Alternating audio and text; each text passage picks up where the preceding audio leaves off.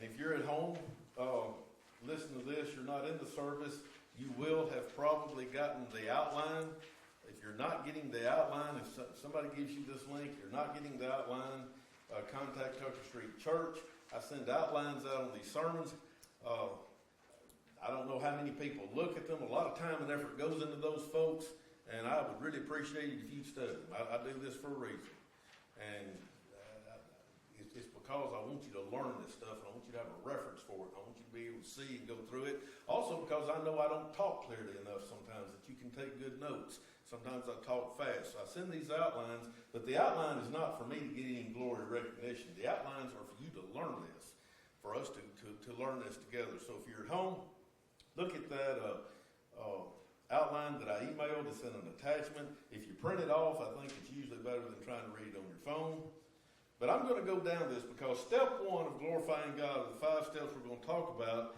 And you're looking right at it. To glorify God, we must bring to Him the totality of ourselves. Step one, to glorify God, we must bring to Him the totality of ourselves. And I want you to look at this verse in 1 Chronicles 16. It ended up down there, it says in verse 29, it says, ascribe to the Lord the glory due His name, bring an offering and come before Him. And a lot of times we in the church age, we will read a statement like that about bringing an offering and we say, oh, well, that's just talking about the Old Testament sacrificial system. That's just talking about what they did in the temple. No, that's got an application to us. Ascribe to the Lord the glory due His name, bring an offering before Him. That is a point-blank statement. Bringing an offering to God is part of glorifying Him. And we're going to talk about what that offering is, which is every aspect of ourselves. It starts in Deuteronomy, and then it is quoted, I think, in all 4 Gospels. I know certainly 3 of them. This quote says, and you shall love the Lord your God with all your heart, and with all your soul, and with all your mind, and with all your strength. Did anything get left out there? So read back at the top. To glorify God, we must bring to Him the totality of ourselves. And I've got this broken down into 3 different offerings. You're going to say, well, we're very familiar with this. Yes, we're very familiar with it. But now we're going to have to start putting feet on it. And we've got to actually start thinking about these things. And the first deals with our thinking, the offering of our minds, Romans 12:2. And I've handed these out so you'll read these with me. And do not be conformed to this world, but be transformed by the renewing of your mind so that you may prove what the will of God is, that which is good and acceptable and perfect. And then Paul said in it's really the 3rd letter to the Corinthians. We call it 2 Corinthians. We know this is his 3rd letter because in 1 Corinthians he refers to another one. But it says 2 Corinthians 10, Paul says, we are destroying speculations and every lofty thing raised up against the knowledge of God. That's what we're trying to do at Road Trip to Truth. We've got a whole generation that has bought into lofty things and speculations. The theory of evolution. The whole idea that the earth is billions and billions of years old. That it spawned off some other universe, doesn't need a creator. That somehow quantum physics makes it possible for there to be a reality that does not have a creator. We've got a generation. So that's what Road Trip to Truth is trying to do. We're destroying speculation. I don't know how well we're going to destroy it, but we're going to try. We are destroying speculations and every lofty thing raised up against the knowledge of God. And he says, and we are taking every thought captive to the obedience of Christ. Now, how do you do that? Let me tell you how your mind's going to work. Your mind's going to work in accord with what you put into it. So here's what you got to ask yourself. You want some application? You know, a lot of people say, I don't want to just study the Bible. I just don't want to study knowledge. You got to make it apply, or I don't care.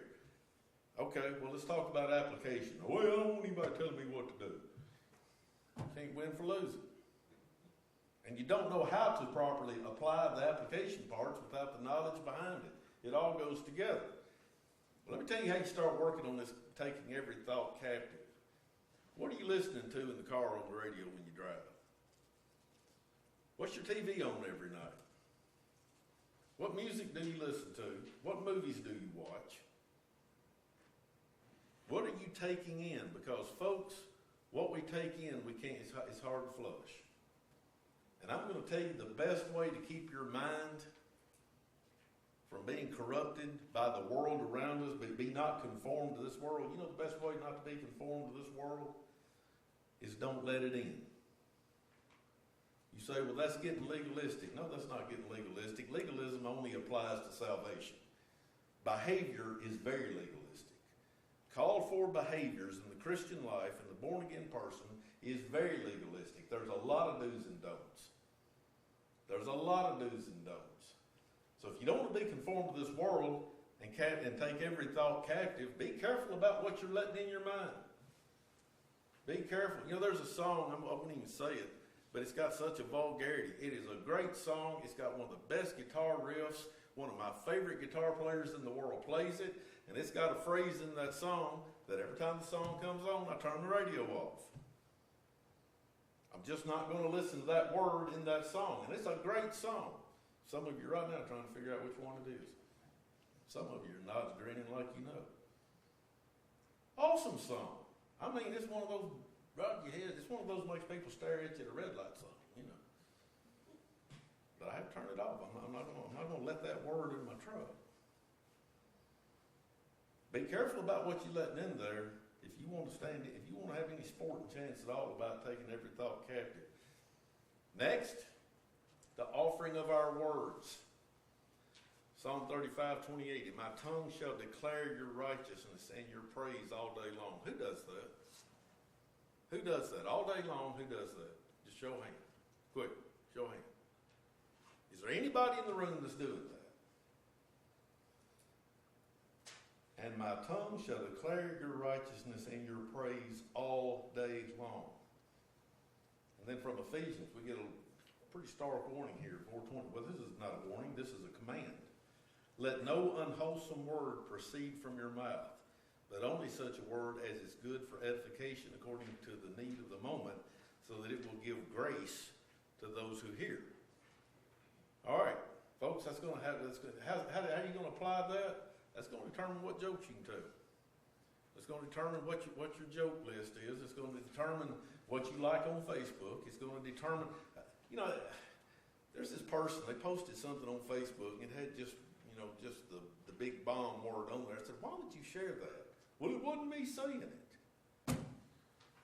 When you like and share it on Facebook, it's as good as you saying it, okay? Because you're endorsing it.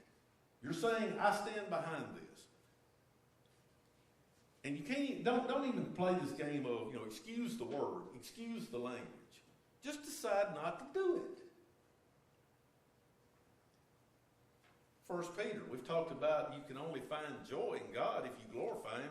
Peter ties this in. He says, the one who desires life to love and see good days, in other words, find joy, must keep his tongue from evil and his lips from speaking deceit.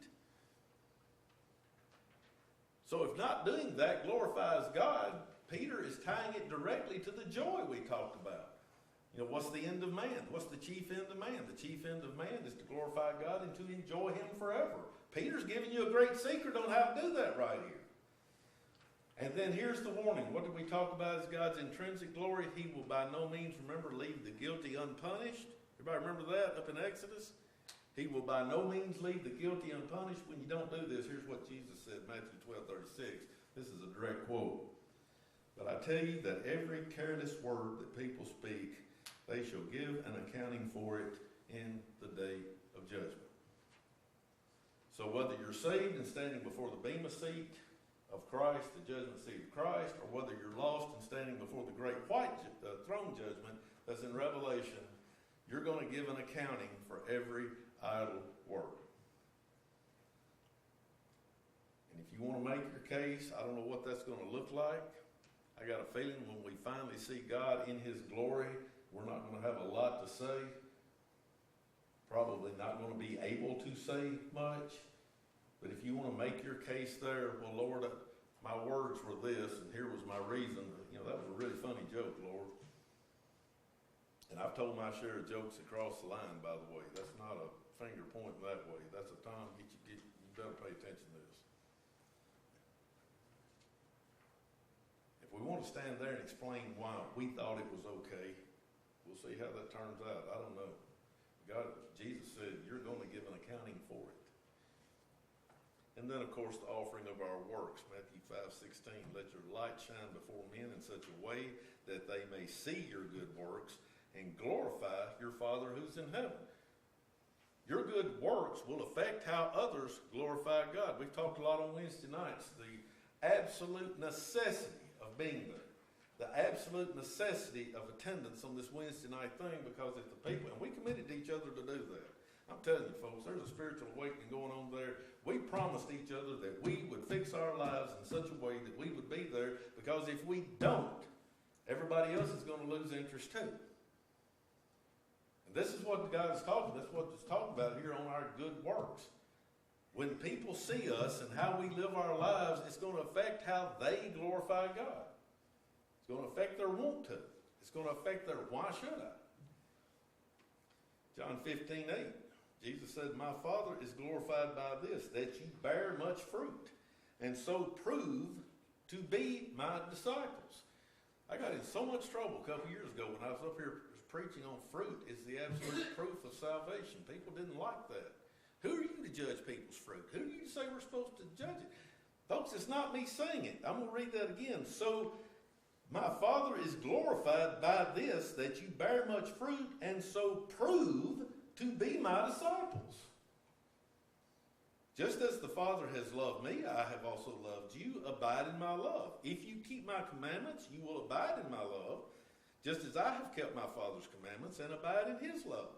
These things I have spoken to you, so that my joy may be in you, and that your joy may be made full. And suddenly now we're right back to tying in joy with glorifying God. And you see where that comes in the catechism? What's the chief end of man? The chief end of man is to glorify God and to enjoy him forever. And when you start understanding it that way, you will start seeing in scripture after scripture how finding joy in God and giving him glory cannot be separated. Does everybody get that? And then finally, 1 Peter says, keep your behavior excellent among the Gentiles, so that in the thing in which they slander you as evildoers, they may, because of your good deeds, as they observe them, what?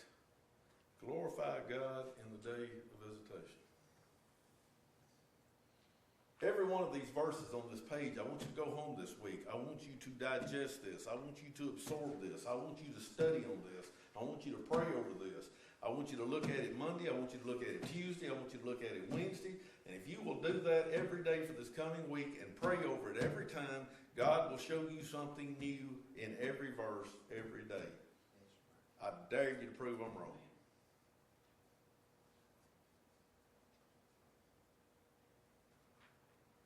Folks, I'll close with this.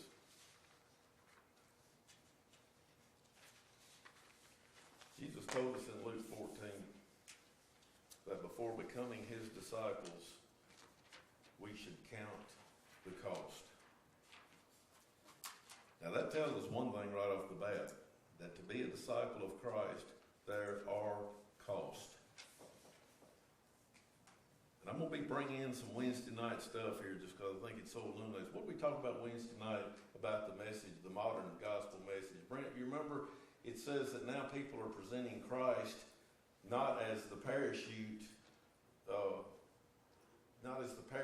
but to make for a better life. And that's the way Jesus is being presented now. You come to the Lord, your life will get better. You come to the Lord, you're going to find joy. You're going to find peace. You're going to find life abundantly. That's not at all what Scripture promises. In fact, it promises you're going to get persecution and trials and all sorts of heartaches. But the gospel is being presented in a way that the Bible will not support and that it can't live up to. And that's why 90% of the people who make decisions for Christ are not in church just a short time later. We talked about the other night, this is 10-year-old data, 240,000 people made a decision in one denomination. They have found, what percent was it? 14,000 out of 280,000 people is all they can trace that are even connected to church in any kind of way. Why? Because they've been offered a message of salvation that won't hold water. And it won't keep people on board. There is a cost to being a disciple. And these offerings of our thinking, these offerings of our words, and these offerings of our actions, those are the cost. You have to die unto self. I can't pretty that up. If you're going to be a true disciple of Christ, a true believer of Christ, you have to die unto self.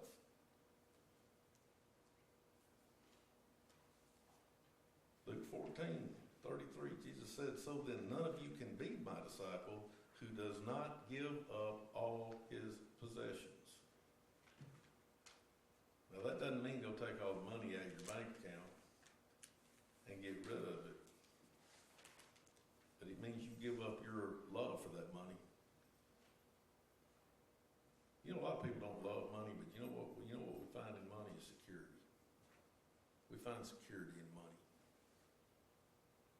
And Jesus says you got to give that up. You trusting in that money, that's a false God. I got news for you. That money disappeared just like that. Brent came. Really quick. If that's what your security in, is that if your wealth, if your material possessions is what you find glory in, that's going to be a very, very unhappy ending. And I'll close with this. This offering of the totality of ourselves means regardless of the consequences. I'm going to remind you again, Jesus was praying in the garden. John 12:27, "Now my soul has become troubled, and what shall I say? Father, save me from this hour." He's about to be scourged. He's about to be blindfolded. He's about to be scourged to the point that probably his kidneys, the inner organs back here were exposed. You read the horrors of how that worked in that Roman system. It's just horrifying. He's just hours away from this. And then he's going to have these spikes driven through this part of his wrist here and through the bones in both feet. That's what he's facing within just hours. And he says, "What shall I say? Father, save me from this hour?" He says, "But for this purpose I came to this hour." And then he says, "Father, glorify your name." And then a voice came out of heaven, "I have both glorified it and will glorify it again."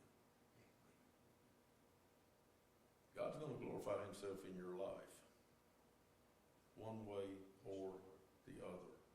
Spend some time on this handout this week. When I send the outline later this afternoon, please spend some time on it. We'll close with that. I picked kind of a toe tapper song for an invitation. I know I'm getting weird with those, but this is one of those songs that can kind of get to be an earworm. Everybody knows what an earworm is. Can't get it out of your head. This is one of those kinds of songs. So